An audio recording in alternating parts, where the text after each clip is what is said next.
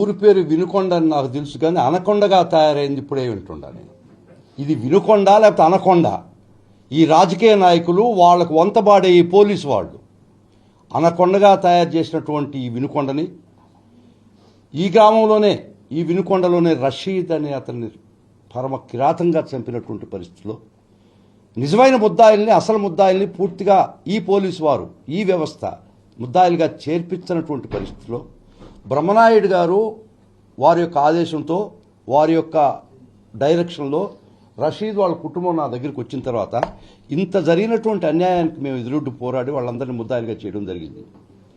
గత 8 నెలలు 9 నెలల కింద అనుకుంటాను, ఏనుగులవారి పాళెంలో ఒక స్త్రీని మానభంగం చేసి నీళ్లలో తొక్కేసినటువంటి కేసు ఈ రోజుకు కూడా పురోగతి లేదు.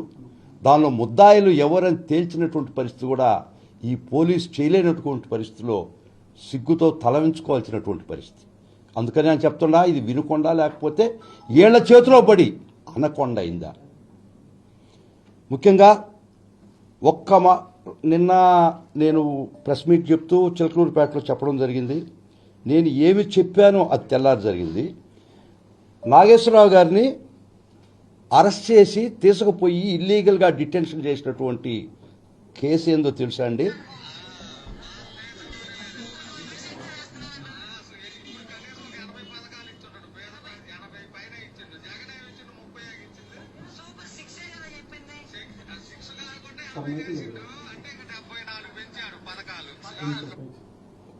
సో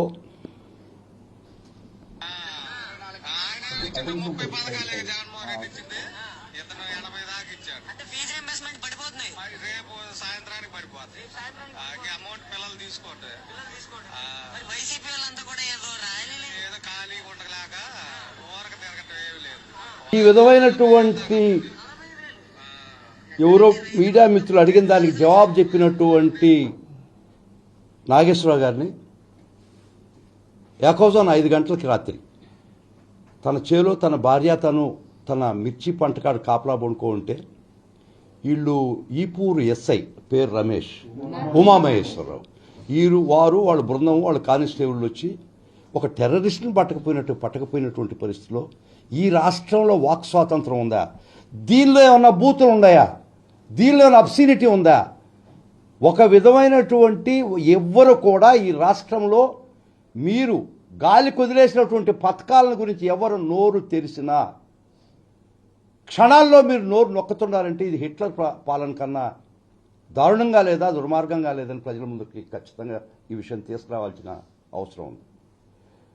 నిన్న చెప్పినా మరలా చెప్తుండా, మీరు ఎంత అణగదొక్కడానికి ట్రై చేసినా అంత గట్టిగా ప్రజలు సమూహమై సంఘటితమవుతారు. ఖచ్చితంగా ఈరోజు ఇది ఇష్యూ జరుగుతుండగానే బ్రహ్మనాయుడు గారికి తెలిసింది. బ్రహ్మనాయుడు గారు జగన్మోహన్ రెడ్డి గారితో ఇమ్మీడియట్గా ఈ విషయం జగన్మోహన్ రెడ్డి గారు చెవులు వేయడం జరిగింది.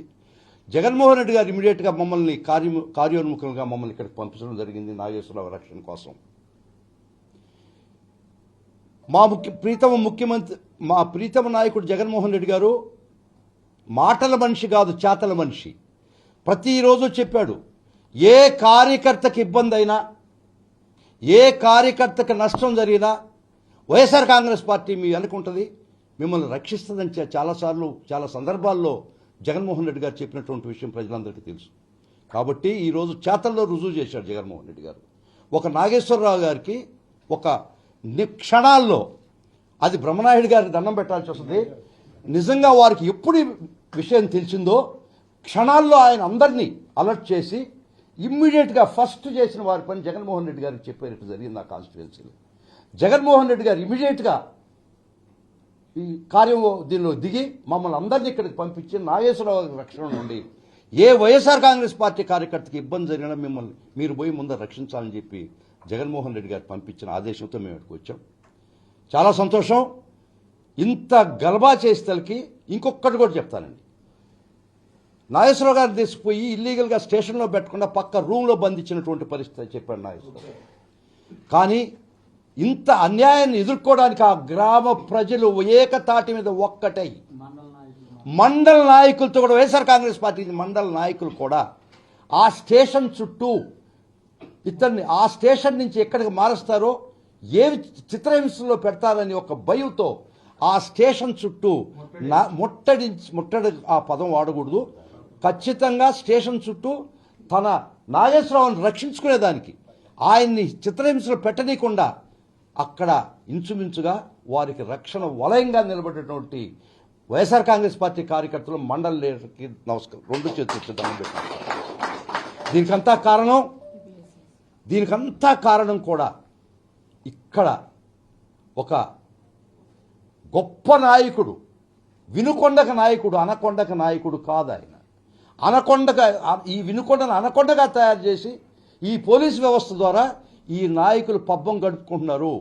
ఖచ్చితంగా పోరాడతాం, ఏమీ భయపడే ప్రశ్న లేదు.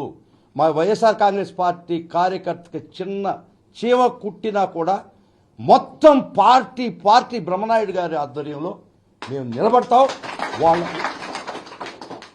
ఖచ్చితంగా పోరాడతాం మా కార్యకర్తల తరఫున, మా నాయకుల తరఫున. ఈరోజు రుజువైంది. మీరు అనుకుంటున్నారేమో అధికారం శాశ్వతం కాదు. ఈరోజు ఒక్క నాగేశ్వరరావుని వారు భార్య వాళ్ళ కల్లాంకాడు కాపలా ఉంటే తీసుకపోతే ఎన్ని హృదయాలు, ఎంత మంది ఆయనకి రక్షణగా నిలబడ్డారో చూడండి. అదే చెప్తున్నా, మీరు ఎంత తీవ్రంగా మమ్మల్ని అనగదొక్కాలని చూస్తే అంత తీవ్రంగా ప్రతిఘటిస్తాం. ఒక గొప్ప నాయకుడు గొడుగు కింద ఉన్నాం మనం, ఏమాత్రం భయపడాల్సిన పని లేదు. ఇక్కడ మీకు ఒక అద్భుతమైనటువంటి బ్రహ్మనాయుడు గారి నాయకత్వంలో పనిచేస్తాం.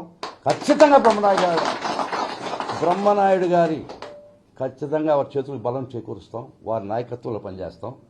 ప్రతి కార్యకర్తకి రక్షణ ఉంటాడు.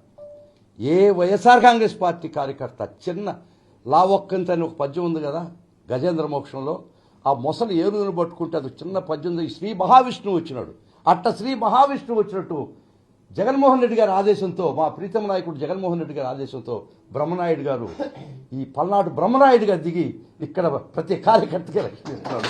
చాలా సంతోషం.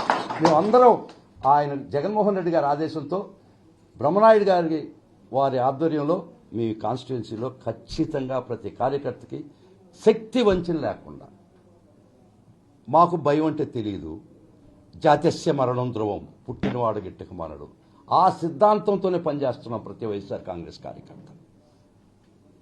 ప్రతి వైఎస్ఆర్ కాంగ్రెస్ పార్టీ కార్యకర్త ఈరోజు రాష్ట్రంలో జాతస్య మరణం ధ్రువం, పుట్టినవాడు గిట్టక మానడు, ఆ సిద్ధాంతంతో మేము పోరాడుతున్నాం. మా పోరాటం కొనసాగద్ది. ఈ అరాచకవాదాన్ని ఖచ్చితంగా కోకట్టు వేళ్ళతో ఖచ్చితంగా పీకేసే రోజు నెక్స్ట్ ఎలక్షన్స్కి వస్తుంది. వాళ్ళు ట్రైలర్ చూపిస్తున్నారు, వైఎస్ఆర్ కాంగ్రెస్ కార్యకర్తలు సినిమా చూపిస్తారు. 3.5 గంటల సినిమా.